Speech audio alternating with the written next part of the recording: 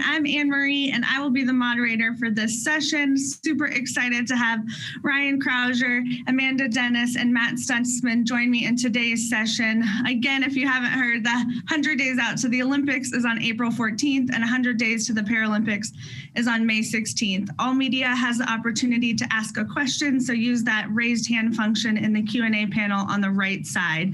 We'll start with some opening statements from our athletes. And Amanda, do you want to share a little bit about yourself? Sure. So my name is Amanda Dennis, and I am a two-time Paralympian. I competed in London 2012 when I just turned 18. So it was a very big surprise for me, but gave me a lot of experience. And Rio 2016, where our team won a bronze medal. This quad leading up to Tokyo has been like absolutely amazing, other than, the pandemic.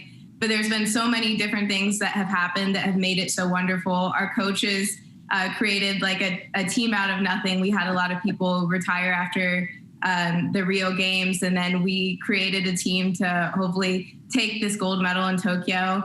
And yeah, so I'm really excited for this year. We're definitely on our gear up. I'm actually in the US now. I spent most of the majority of last year in Germany because I got married, and I've been training there. And now I'm back in Fort Wayne training here and getting ready for the games. So I am like really stoked and really excited to compete this year.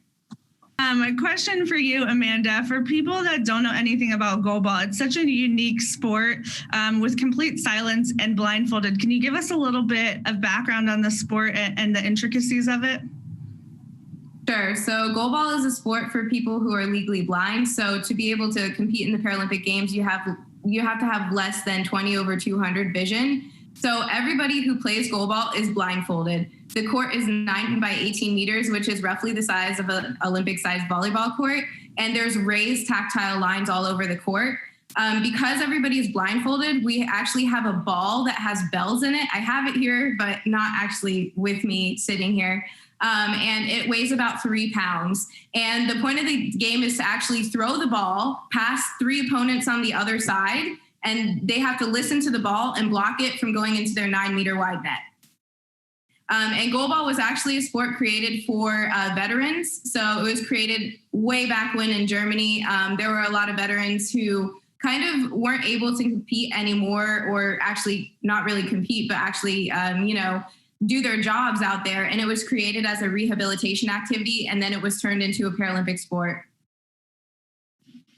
Amanda, question for you. You were introduced to the sport at 7 with Blaze Sports. Can you talk to us a little bit about kind of the importance of adaptive sport organizations and starting really at a young age, and how that helped you? Sure. So I actually began sports when I was like 3 or 4, and I started with soccer because my older brother played soccer. And I got all the way out there, and nobody had explained to me that, hey, you're visually impaired, you can't see. And I was like, I can't see a thing. I don't know how any of these other people are doing this sport. So I told my parents I didn't want to play sports anymore. And I kind of became pretty lazy. And so they actually sent me to a sports camp, a sport education camp that taught like kids how to adapt sports. And specifically for people who are visually impaired and blind, they had so many sports. This was obviously hosted by Blaze Sports America. I'm an Atlanta native. And so I went to this camp not expecting anything. I was like, okay, here we go again, another day worth of sports. And it was a weekend that I'll never forget because I learned about how to adapt every sport possible, including soccer. But I especially fell in love with goalball because it's such a fast game. Honestly, there were a lot of people there who played in the Paralympic Games in Athens, Beijing, or I guess it was just Athens at the time. And I learned goalball from Paralympians who had competed in that sport, and they shared their stories and some of the passions that they had. And it just made me want to become something like them. And it made me believe that I could do anything at the time, because previously I was like, sports aren't for me because I can't do it. I can't see. And then I got there and I realized how much sports could impact my life and how I could be included in something like that. And some of those people who taught me goalball are actually my teammates today. So I grew up kind of looking at all these role models and saying, hey, I want to be just like them. And now I'm kind of with them. And I'm like, it's just offered me an amazing experience. I know that I wouldn't be who I am today Without the sport experience, I would have never met my husband, who's a German national team goalball player. I would have never probably had the character that I have and want to strive to be better without goalball. And honestly, I would have never met some of my closest friends without goalball either, because you meet so many peers through goalball. You create your personality kind of through the characteristics of your sport and creating determination, passion, perseverance, and some characteristics like that. And it's just really helped me become who I am. Hi, everyone. Thanks so much for doing this. It's such a pleasure to see you all and to be able to cheer you on as you get ready for the big competition coming up this summer. My question is for Amanda. Amanda, you mentioned a couple of times your wedding and your husband. I'm assuming that happened during the pandemic, the marriage. Does it take any special amount of bravery to get married during a pandemic as opposed to being able to throw yourself in front of a goal ball to save the net?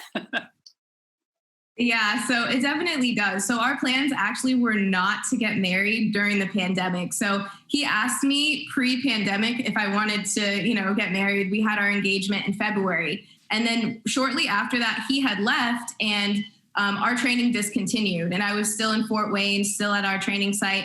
And I was like, what a crazy idea. Why don't we get married this year? Like we have, no other time than now. And unfortunately, there were some pros and cons to that because we weren't able to have all of my family there or my friends. And so we said, how about we do the signing of the papers and the close family wedding now, and then we're going to have a big wedding next year or at some point. And we actually planned on having our big wedding this year on the 8th of May. But unfortunately, the borders are still closed to Berlin, and that's where we wanted to have our wedding. And so my family and friends can't get into Germany, so we're postponing the actual big celebration until another point in time. But it definitely takes a lot of courage and a lot of spunk to be able to be like, yeah, let's just get married. Like, let's do it.